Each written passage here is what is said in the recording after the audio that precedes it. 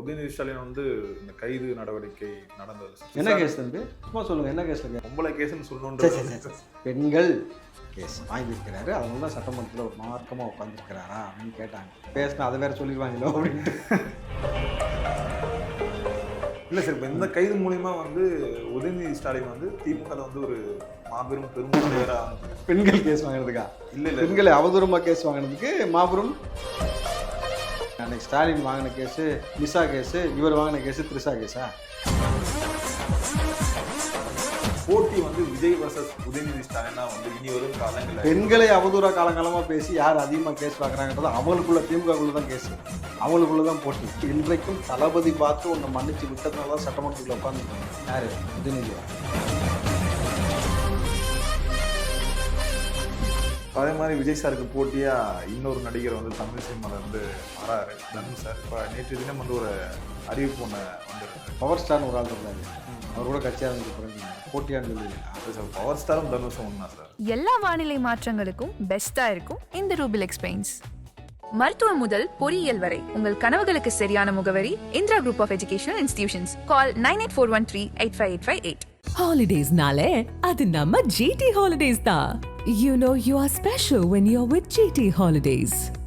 தாவேக்கால வந்து இப்போ தமிழ்நாட்டில் அரசியல் வந்து தாவேக்கா ஆட்சி தான் ஆயிருக்கு.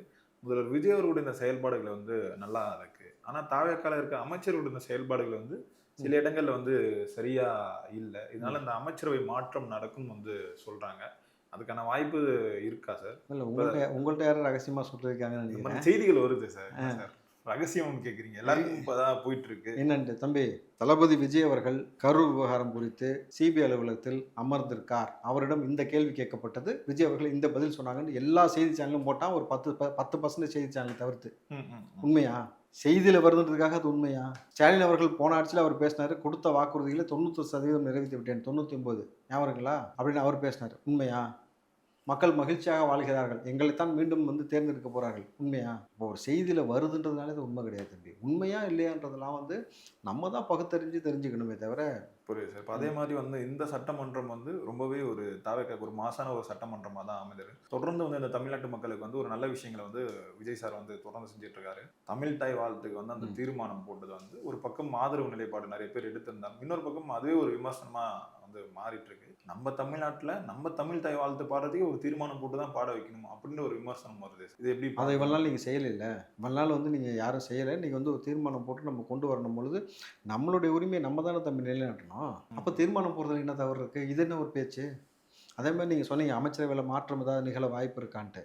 தளபதி அவர்கள் சொன்ன அன்றைக்கு சொன்ன இன்றைய வார்த்தை இன்றைக்கு எங்கள் பொதுச் செயலாளரும் சொல்லியிருக்கிறாரு, தவறு யாராவது செய்கிறீங்க அப்படின்ற மாதிரி இருந்துச்சுன்னா நிச்சயமாக நடவடிக்கை எடுக்கப்படும். அதில் எந்த மாற்று கருத்துக்கு கிடையாது. நீங்கள் தளபதியோட 30 வருஷம் பயணம் பண்ண, 3 வருஷம் பயணம் பண்ண, இந்த சினாரியோவே கிடையாது. நீ தப்பு பண்ணிட்டேன்னு தெரிஞ்சாக்கா அதை தூக்கிடுவார். அதில் வந்து எந்த மாற்று கருத்து இல்லைன்னும் பொழுது எதுவும் நடக்கலாம் தம்பி. நீங்கள் வந்து அன்பாக மக்களுக்கு செய்கிறதுல 100 எம்ஜிஆராக தளபதியை பார்க்கலாம், ஸ்ட்ரிக்டாக ஆட்சியை கொண்டு போகிறதுல 100 ஜெயலலிதாவையும் இப்போ நீங்கள் பார்க்க முடியும் பொழுது இன்னும் ஐயையோ கொள்கிறாங்க, அரெஸ்ட் பண்ணுறாங்க அப்படின்ற மாதிரி விஷயத்தை ஒருத்தர் சொல்லாமல் இருக்கிற மாதிரி நடந்துக்கங்க, அவள் தான் நான் சொல்லுவேன். Okay sir. அதே மாதிரி இந்த நீட்டுக்கு எதிராக அந்த தீர்மானத்தை வந்து கொண்டு வந்திருக்காங்க. எல்லா கட்சிகளும் வந்து அவங்களோட ஆதரவு நிலைப்பாடு வந்து எடுத்திருக்காங்க. ஆனாலும் வந்து இது ஒரு கண் துடைப்பு தான். இப்போ இவங்க நீட்டுக்கு எதிராக தீர்மானம் போட்டு என்ன நடக்க போகுது? நீட் எக்ஸாம் வந்து தொடர்ந்து தமிழ்நாட்டில் நடந்துட்டு தான் இருக்க போகுது. அதுக்கு ஏதாவது ஒரு மாற்று தாவே காட்சியில் நடிக்கும் பார்த்தா திரும்பவும் வாங்கணும் ஒரு தீர்மானம் தான் போடுறாங்க அப்படின்னு ஒரு விமர்சனம் வருது சார். 29 எலெக்ஷன் வந்ததுக்கப்புறம் பாருங்கள் எவ்வளோ பெரிய மாற்றம் வருதுன்னு. அதற்கான வேலையை தொடங்கியாச்சு, அதற்கான வேலை நடந்து கொண்டே இருக்கிறது பொழுது பிஜேபி அப்புறப்படுத்தப்படும். அதற்கான வேலை நடக்குதும் பொழுது அப்புறம் நீட்டாவது.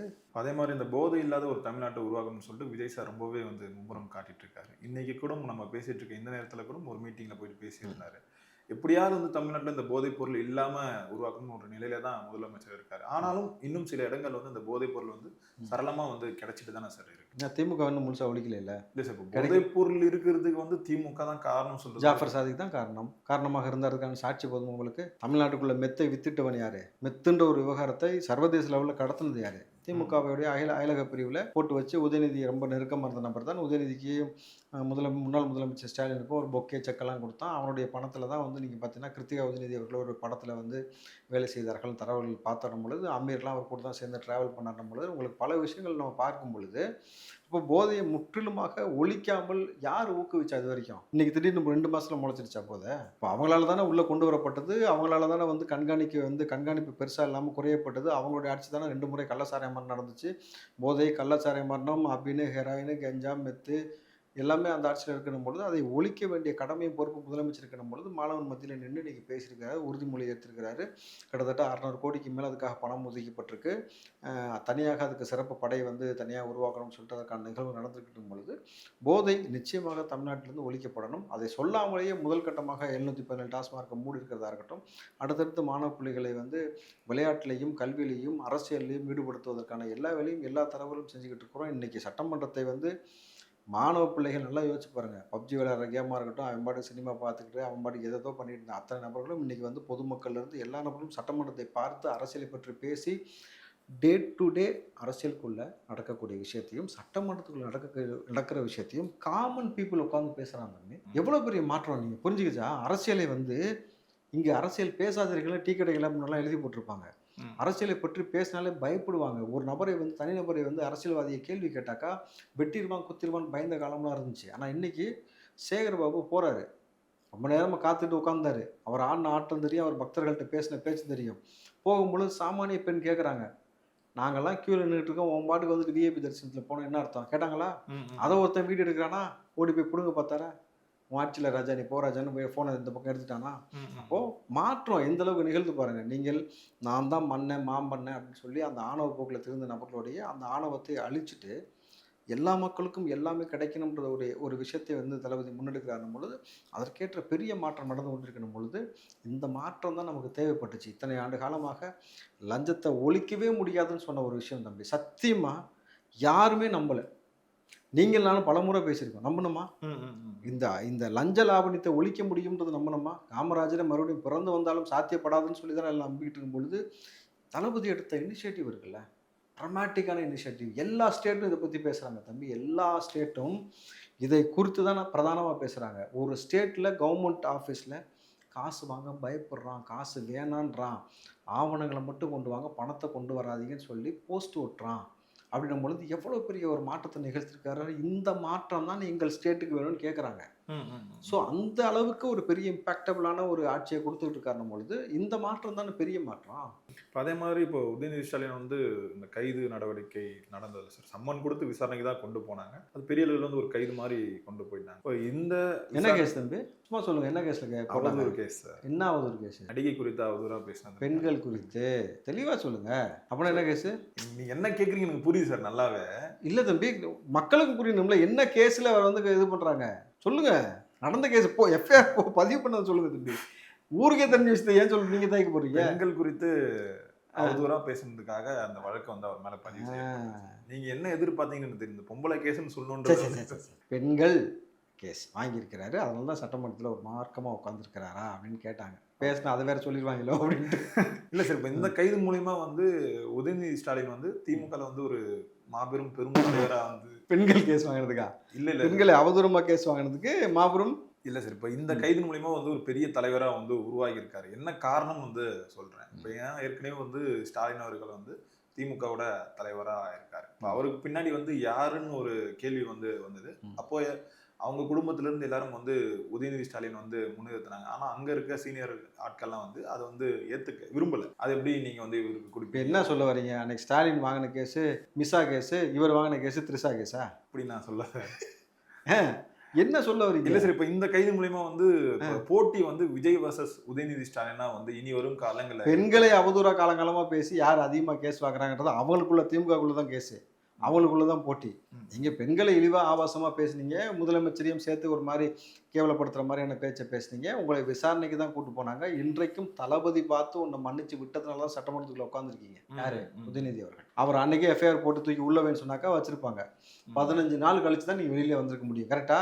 அதுக்கு முன்னாடி நீங்க வெளியில வரவே முடியாது. நீங்க எவ்வளவு பெரிய அப்பாட்டக்காரா இருந்தாலும். இப்போ பெருந்தன்மையோட உங்களை வந்து ஒரு வார்னிங்கோட விட்டுருக்காங்க. திரும்ப திரும்ப இதே மாதிரி செஞ்சீங்கன்னாக்கா வார்னிங்கே கிடையாது தம்பி. சரி, இப்போ அதே மாதிரி சங்கீதா மேம் அந்த விவாகரத்து வழக்கை வந்து வாபஸ் பெற்றிருந்தாங்க. ஆனால் அப்போ நிறைய அந்த செய்திகள் வந்து நம்மளால பார்க்க முடியுது. இப்போ விஜய் சார் வந்து சிஎம் ஆகிட்டாரு. ஸோ இந்த டைம்ல வந்து நம்ம இந்த இது விவாகரத்து அவங்களுடைய தனிப்பட்ட வாழ்க்கை விவகாரம். அதை குறித்து நம்ம வந்து ஆனால் இப்போ இந்த எதிர்கட்சிகள் இதை வச்சு ஒரு பெரிய அரசியல் வந்து பண்ணிட்டு இருக்காங்க. இப்போ ஜேசன் சஞ்சய் வந்து பிரஸ் மீட் கொடுத்தா விஜய் சாரோட இந்த அரசியல் வாழ்க்கை வந்து முடிஞ்சிருச்சு.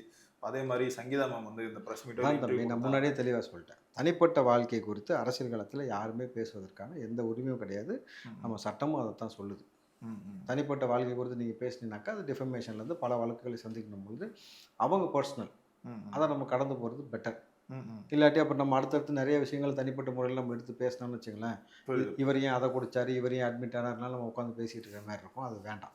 அதே மாதிரி விஜய் சாருக்கு போட்டியா இன்னொரு நடிகர் வந்து தமிழ் சினிமாவில் வந்து வராரு, தனுஷ் சார். இப்போ நேற்று தினம் வந்து ஒரு அறிவிப்பு ஒன்று வந்துருது. போட்டியான்ற வார்த்தையே இது வந்து பயன்படுத்தாதீங்க. ஆமாம், தாவைக்கில் அந்த ரத்தன் பண்டிட் அவர்கள் சொன்னதை வச்சு தான் இந்த போட்டின்ற ஒரு கான்செப்டுக்குள்ளேயே வருது. போட்டியான்ற அந்த வார்த்தை தம்பி, இப்போ பவர் ஸ்டார்னு ஒரு ஆள் இருந்தார், அவர் கூட கட்சி ஆரம்பிக்க போகிறேன்னு சொன்னார். போட்டியான்னு சொல்லுவீங்களா? சார், பவர் ஸ்டாரும் தனுஷும் ஒன்றா சார்? ஆனால் யார் வேணாலும் அந்த களத்துக்குள்ளே வரலாம்னு இருக்கும்பொழுது இது போட்டின்னே நம்ம சொல்லக்கூடாது. அரசியல் களத்துக்குள்ளே எல்லா நபர்களும் வர்றதுக்கான ஒரு சம வாய்ப்பை வழங்கியிருக்கு நம்ம சட்டம் பொழுது வராரு. இப்போ என்ன அதில் உங்களுக்கு சொல்லுங்கள். இல்லை சார், இப்போ வரைக்குமே விஜய் சார் வந்து ஒரு 108 இடங்களில் வந்து வெற்றி பெற்றிருந்தாலும் எதிர்கட்சிகள் இப்போ வரைக்கும் சொல்கிறது என்னென்னா அவர் வந்து ஒரு ஃப்ளூக்கில் வந்து ஜெயிஸ்டார்னு வந்து சொல்லுவாங்க. இப்போ இன்றைக்கி தேதியை விட கே நேரவர்கள் நாங்கள் வந்து உங்களை விட அதிகமாக வந்து வச்சுட்ருக்கோம். என்ன ஒன்று எல்லாரும் பிரிஞ்சு இருக்கும் வந்து இதிலே அரசியல் தெரியல. உங்களுக்கு புரியுதா? நீங்கள் 108 உங்களை விட எங்கள்கிட்ட தான் அதிகமாக இருக்குது. ஆனால் பிரிஞ்சு இருக்கோம். அப்படின்னா திமுக அதிமுகலாம் ஒரே கட்சியா? ஒரு பிரிஞ்சு இருக்கும் தம்பி. நீ என்னன்னு ஓட்டு கேட்ட? திமுக வேணாம், திமுக அதிமுகவை வீழ்த்தணும் அப்படின்னு ஓட்டு கேட்டேன். அதிமுக திமுக வந்துடக்கூடாதுன்னு ஓட்டு கேட்டேன். இப்போ நீ என்ன பேசுகிறீங்க? நாங்கள் பிரிஞ்சு இருக்கோம். அப்போ நீங்கள் வந்து நேரு சொல்கிறதுபடி பார்த்தீங்கன்னாக்கா பாமக, தேமுதிக, பிஜேபி, அதிமுக திமுகலாம் ஒரே கட்சின்னு சொல்ல வராரா? 108 இடங்களை விட இவங்க அதிக இடங்கள் வந்து வச்சிருக்காங்க. எதிர்கட்சிகள் வந்து ஸ்ட்ராங்கா இருக்காங்க. அதிக இடம் இல்லை தம்பி, தனித்தனியா இருக்கிறீங்க. தனித்தனியா கொடுத்துருக்காங்க. எப்படி அதிக இடம்? அரசியல் உங்களுக்கு தெரியும்ல, அவருக்கு தான் தெரியலன்னா உங்களுக்கு தெரியும்ல. இது எப்படி கரெக்டான விஷயம் ஸ்டேட்மெண்ட்? தவறான வயது முதிர்வு தம்பி. இப்போ எதுக்காக இந்த கேள்வி கேட்டேன்னா, இப்போ தனுஷ் சார் வந்து ஒரு பக்கம் அரசியலுக்கு வந்து வராரு, இன்னொரு புறம் வந்து அண்ணாமலை ஒரு இயக்கம் ஆரம்பிச்சு அது வந்து அரசியல் கட்சியாக வந்து மாறப்போகுது. இப்போ இது இல்லாமல் திமுக எப்படியாவது ஆட்சியை பிடிக்கணும்னு சொல்லிட்டு இருப்பாங்க, அதிமுக எப்படியாவது ஒரு கம்பேக் கொடுக்கணும்னு சொல்லிட்டு நினைப்பாங்க. இப்படி ஒரு போட்டி வந்து போகும்போது இடைத்தேர்தலில் வந்து ஆனால் இதில் நீங்கள் கடைசி வரைக்கும் அண்ணன் சீமான சேர்க்கல லைக் இட். ஏன்னா மக்கள் பிறந்தது போது நீங்களும் அவர் பிறந்தீங்க. அது 15 வருஷம் பழைய கேஸ். வாங்க வர போவோம். சரி வாங்க கேள்வி முடியல. அப்படி இல்லை சார், கேள்விக்கு வாங்க. சீமானும் களத்தில் இருக்காங்க. வாங்க. இப்போ இவங்கெல்லாம் இருக்கும்போது எப்படி பார்த்தாலும் விஜய் சார் வந்து அடுத்த எலெக்ஷன் வந்து வெற்றி பெற முடியாதுன்னு வந்து சொல்கிறாங்க. அது நாடாளுமன்ற தேர்தலாக இருக்கட்டும், உள்ளாட்சி தேர்தலாக இருக்கும். இவ்வளோ பெரிய ஒரு விஷயம் நடந்துட்டு இருக்கு சார். இப்போ எப்படி பார்த்தாலும் விஜய் சாரால் வெற்றி பெற முடியாதுன்னு வந்து சொல்கிறாங்களே சார். அவ்வளோதான், காமெடி கொஸ்டின் முடிஞ்சிருச்சு. அப்புறம் சார் எவ்வளோ சீரியஸாக கேட்குறேன் சார் தம்பி. அவ்வளோதான் தம்பி. அவர் வெற்றி பெற முடியாதுன்னு சொல்லக்கூடிய நபர்கள் யார்? தோல்வி அடைந்த நபர்கள், தொடர் தோல்வியை தழுவிய நபர்கள், களத்தில் நிற்காத நபர்கள் சொல்கிறீங்க. மக்கள் மனசில் வென்றது யாருன்னு உங்களுக்கு தெரியுதுல்ல? களத்தில் நாங்கள் பார்த்துக்குறோம் தம்பி. நீங்கள் இப்படி தான் சொன்னீங்க, கூட்டணியும் இல்லை, தனிச்சு நிற்கிறாரு, சிங்கிளாக நிற்கிறாரு, விஜய்ன்ற ஒற்றை முகத்தை தவிர யாருமே கிடையாதுன்னு. அந்த ஒற்றை முகத்தை தான் எல்லார் முகத்துலையும் கரிய பூசிட்டு இன்றைக்கி வந்து உட்காந்து மக்களுடைய முகமாக இன்றைக்கி ஆட்சி செஞ்சுட்டு இருக்காரா? மக்களுக்கு தெரியும், தளபதிக்கு தெரியும் எப்படி செய்யணும் ஆட்சிக்கும் பொழுது. யார் வேணாலும் அரசியல் களத்துக்குள்ளே வரட்டும் தம்பி. நம்ம யாரையும் வந்து அரசியல் களத்துக்குள்ளே வராதிங்க. இப்போ சீமான் போல் அவர்கள் கட்சியை சார்ந்த நபர்கள் முட்டாள்தனமாக பேசினாங்கல்ல, அப்படிலாம் நம்ம பேச போகிறதில்ல. நீ வரக்கூடாது, சுடுகாட்டில் கூட வெற்றிடம் இருக்குது, போய் படுத்துக்க.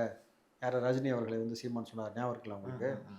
அந்த மாதிரி வந்து நம்ம அப்படிலாம் பேச போகிறது கிடையாது. யார் வேணாலும் வாங்க, மக்கள் மத்தியில் உங்களுடைய கோரிக்கையை வைங்க. மக்கள் ஏற்றுக்கொண்டாலும் உங்களுக்கு வந்து கொண்டு போய் அரியணில் உட்கார வைக்க போகிறாங்க. அவ்வளோதான். ஓகே சார், பொறுத்து வந்து பார்ப்போம் என்ன நடக்குதுன்ட்டு. நேரம் கொடுத்ததுக்கு ரொம்ப நன்றிகள். நன்றி. எல்லா வானிலை மாற்றங்களுக்கும் பெஸ்டா இருக்கும் இந்த ரூபில் எக்ஸ்பெயின்ஸ். மருத்துவம் முதல் பொறியியல் வரை உங்கள் கனவுகளுக்கு சரியான முகவரி Indira group of educational institutions. Call 9841385858. Holidays nale adu namma GT Holidays da. You know you are special when you're with GT Holidays.